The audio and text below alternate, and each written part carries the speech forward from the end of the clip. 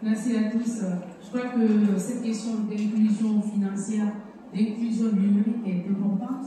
On ne peut pas parler de gouvernance sans parler de cette dimension de finance, de numérique, au sein malheur des PIC. Alors, je suis Fatima Tachérif, il a déjà dit entrepreneur social. Dans ma vie de tous les jours, je suis consultante, donc je dois forcément travailler avec le numérique, la connexion.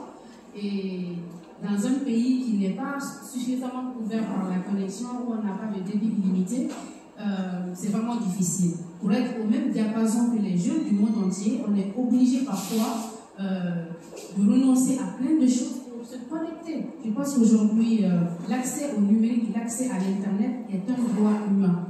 Dans un pays comme au Canada, avec 80 $, vous avez le Wi-Fi illimité. C'est-à-dire que vous l'utilisez avec la télévision, les appareils, le téléphone, l'ordinateur. En Guinée, pour être pleinement connecté, il vous faut au moins 600 000 par semaine. Ça veut dire payer, par exemple, le pass de Orange 3 fois la semaine. Ça veut dire que si vous voulez vous connecter la journée, le choix est vite fait si vous devez avoir faim, parce qu'un shawarma coûte 30 000, mais le pass de 1,8 giga coûte 31 000. Et si vous devez recevoir vos messages, vous préférez renoncer à votre bien-être pour être connecté. Pensez-vous qu'à l'heure du développement durable, à l'heure où on parle des ODD, d'emploi décent, on doit renoncer à manger, à se nourrir, à prendre soin de soi, à prendre soin de son bien-être pour être connecté, la question mérite d'être posée. Parle-t-on réellement en fait d'inclusion numérique? Toutes les politiques qui sont faites pour cette inclusion, sont-elles réellement existantes? Lorsqu'on sait qu'il y a des projets RSE comme la Blue Zone et Orange Digital Center et tout, ce n'est pas vraiment suffisant pour permettre l'inclusion de tous et de chacun. Il y a quelques années, un projet Wi-Fi pour tous avait été lancé. On n'en parle plus. Où en sommes-nous? Où sont les rêves de connexion pour les jeunes? Et ne parlons pas de la RSE comme un outil de marketing social. Ne parlons pas de RSE comme du greenwashing. Ne prenons pas la RSE comme un volet qui permet en fait aux grandes firmes d'avoir une conscience citoyenne. Voyons plutôt la dimension réellement inclusive. Alors je reviens donc à cet accès au numérique. Si je prends les jeunes du monde entier, aujourd'hui, il y a la possibilité d'avoir des revenus grâce à Internet, ce qu'on appelle créateurs de contenu, Facebook, TikTok et bien d'autres. Beaucoup de jeunes, grâce à ces outils numériques, gagnent des revenus. Mais pour être au même niveau que ces personnes-là, vous devez être beaucoup plus productif, beaucoup plus créatif et au-delà, ne rien gagner. Puisque la Guinée ne se trouve pas dans l'architecture des pays qui sont bien connectés, ça fait que les annonceurs qui communiquent vers Facebook, YouTube, ne font pas du streaming, en fait, ce qu'on appelle les ads dans vos vidéos. Tout simplement parce que votre pays n'est pas considéré comme un pays qui est suffisamment connecté et où des grandes firmes, des grandes sociétés n'investissent pas dans la communication numérique. Et ça reste un frein au développement des jeunes. C'est-à-dire que vous dépensez beaucoup plus qu'un jeune des États-Unis de la France pour avoir des contenus de qualité et vous êtes moins rémunéré, mais vous payez beaucoup plus pour avoir accès à la connexion. Ça veut dire que vos revenus vont même en deçà en fait des objectifs, puisque vous dépensez plus pour gagner. Et ça, c'est un problème. Et en tant qu'entrepreneur social, le numérique ne peut être séparé de nos activités. Je développe un projet de Civic Tech. Entendez par là les projets qui visent à faire du civisme, de la gouvernance, mais en intégrant les outils numériques. Alors, j'ai développé un projet qui s'appelle Selfie Déchets, vous avez probablement entendu parler, qui vise à la mobilisation citoyenne pour lutter contre les déchets. Donc, comment allier les outils du numérique à l'environnement, à l'écologie, en impliquant les jeunes, donc l'engagement citoyen. C'est un projet qui a eu pas mal d'impact au niveau communautaire et au niveau même de la prise de décision, parce que cela a permis de faire du monitoring de la gouvernance dans le cadre de la salubrité publique. Et c'était un moment où la Guinée sortait de l'épidémie à virus Ebola, où le pays avait été stigmatisé, où on voyait encore des déchets partout devant les hôpitaux, dans les décharges, devant même les institutions, devant même le ministère de la Santé. Je me suis dit, mais qu'est-ce qui se passe? Nous venons de sortir d'Ebola, il faut faire du monitoring, il faut peut-être dialoguer là-dessus, parce que les déchets sont devenus nos voisins, peut-être qu'on ne les voit pas suffisamment. Et donc c'est là que j'ai commencé à lancer un projet en utilisant juste le téléphone, à prendre des photos, à dénoncer certaines choses, à alerter sur certains aspects, à amener plus d'actions dans ce sens-là. Et on s'est rendu compte que ça a permis d'être un outil de monitoring. Comment les photos, les vidéos qui ont circulé sur Internet ont permis de savoir, par exemple, qu'au lieu qu'un pneu ne soit remplacé sur un camion, l'argent a été utilisé pour le pneu. Et que l'essence n'est jamais renouvelée, donc le camionneur ne peut pas faire de la collecte. Et que le chauffeur n'est pas payé, donc il utilise son camion pour ses propres business pour transférer des agrégats. Et vous pouvez imaginer donc la dimension que peut avoir juste une photo grâce au numérique. On peut faire de la participation citoyenne. Et quand j'allais dans les décharges, je me suis rendu compte que les hôpitaux ne géraient pas efficacement tout ce qui est déchets médicaux. Que ce soit les... Je ne veux pas trop en parler parce que c'est tellement choquant, mais je vous dis que même les déchets biomédicaux, c'est-à-dire tout ce qui est issu des laboratoires, tout ce qui est issu, excusez-moi, mais des amputations, des femmes qui accouchent, tout se retrouvait dans les décharges.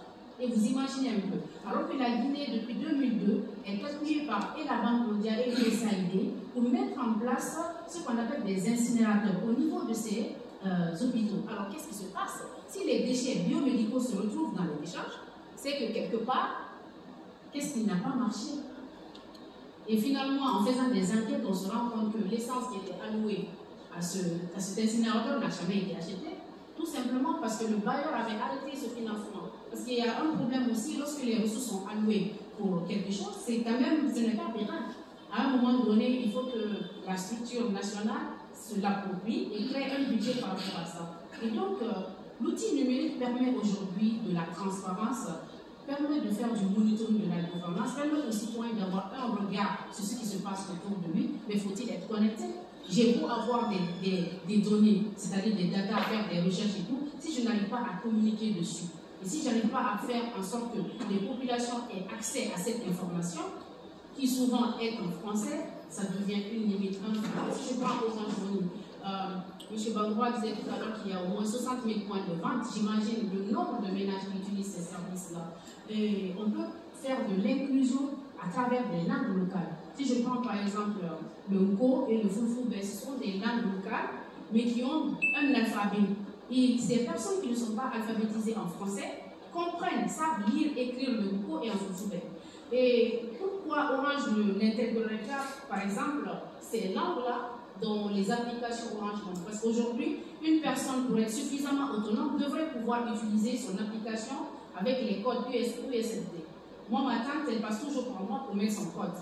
Est-ce que cela est vraiment sécuritaire? Parce qu'elle ne sait pas quels sont les onglets qui l'amènent vraiment à faire de la transaction.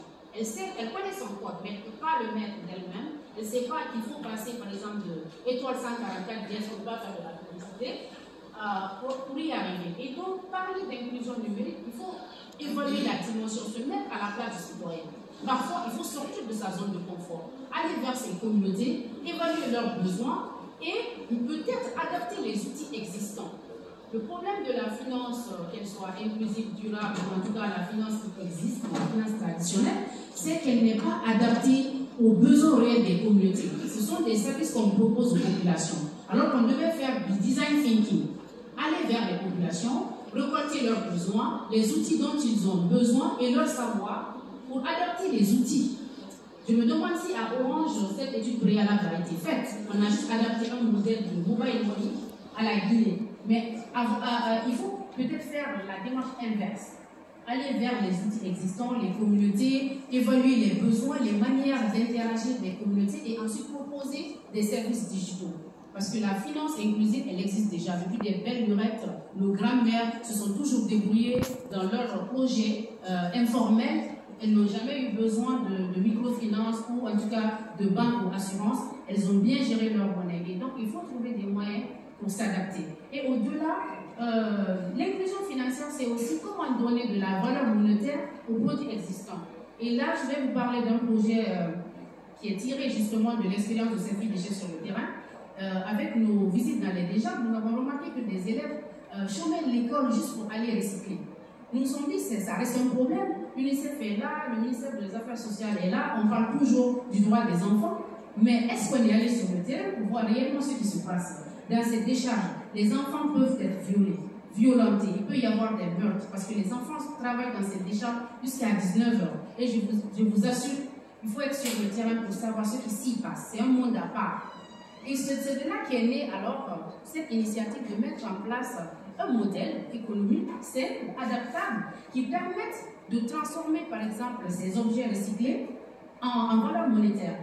Parce que je voyais que les enfants recyclaient des bouchons, des bouteilles plastiques, des plastiques durs, pour ensuite les revendre. Mais à qui? Le circuit était long. Ils se font arnaquer, ils n'ont pas des prix responsables, c'est pas mutualisé. Et donc, en mettant en place un modèle économique qui s'appelle Ecopoint, je me suis dit qu'on pourrait transformer ces ressources-là en valeur monétaire. Par exemple, au bout de 2 à 3 kilos de déchets plastiques recyclés, si le jeune a soit besoin d'argent, d'internet, de passe mobile ou d'argent ou même de vivres ou de cahiers, on pourrait faire ce qu'on appelle ce transfert en fait. Il nous ramène les déchets et nous on lui donne ce dont il a besoin, soit des cahiers, des livres ou des vivres. Une femme qui est dans les décharges du matin au soir cherche juste de quoi nourrir sa famille. Imaginez si elle sait qu'en recyclant de manière digne, elle peut avoir des ressources, que ce soit des vivres, en tout cas de l'argent, à travers un projet. Et donc, je pense que les firmes internationales ou même les projets gouvernementaux ou institutionnels comme le PNUD, Orange Money et tout, devraient penser au-delà des programmes existants. Aller sur le terrain, faire du design thinking, adapter les besoins des communautés aux programmes existants.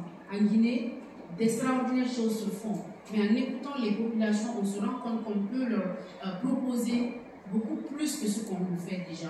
À travers un projet comme Ecopoint, on fait de la réinsertion économique parce qu'une femme qui n'a pas d'argent pourrait savoir aujourd'hui en recyclant, disons 10 kilos de déchets, je pourrais avoir de l'argent tout de suite.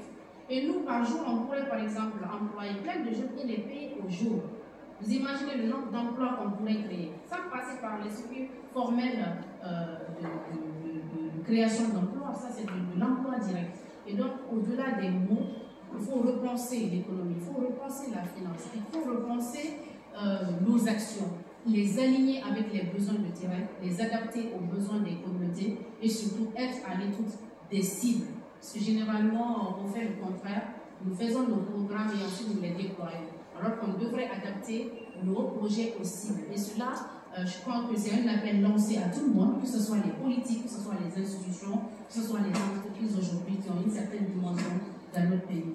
Sur ce, je vous remercie. On aura probablement l'occasion d'en parler plus. Merci. Alors,